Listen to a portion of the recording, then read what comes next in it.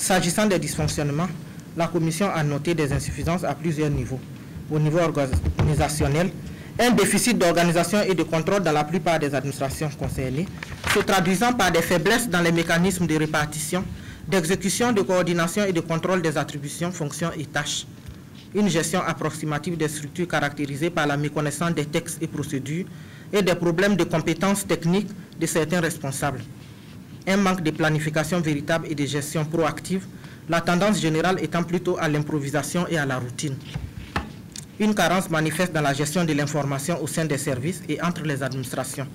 Un non-respect de la hiérarchie administrative, une insuffisance des textes dans certains domaines et méconnaissance des dispositions régissant l'activité administrative.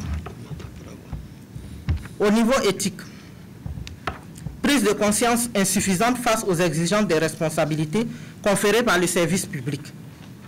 Primauté de l'intérêt particulier ou sectoriel sur l'intérêt général. Manque de rigueur, de conscience professionnelle et relâchement de la discipline. La Commission a noté qu'il existe à certains niveaux de responsabilité un manque de référence à la déontologie et à la pratique administrative.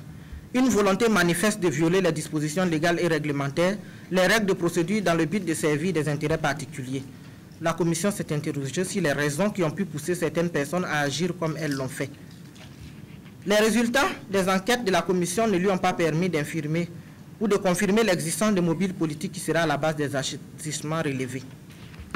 À défaut d'indications précises sur la volonté des différents acteurs de rendre service à des parents amis aux connaissances, la Commission fait observer que M. Kablanzi, administrateur général de Puma Énergie Côte d'Ivoire, le commandant Diplo Denis, conseiller de M. Kablan, le commandant Noba Amonkan, gérant de la société WEPS, le colonel Tibé Bibalou, ex-directeur général des affaires maritimes et portières, le colonel Bombo Dagui Marcel, commandant de la capitainerie du port, sont tous des officiers de marine et anciens salariés de la CITRAM. Ils ont affirmé qu'ils se connaissaient très bien. M. Tibébi précise même avoir été formé par M. Kablan au cours de son stage en 1984 sur le navire Jacquesville à la CITRAM. Les attitudes observées par la Commission chez certains acteurs laissent transparaître des indices de corruption et de recherche effrénée de gains au mépris de la vie humaine.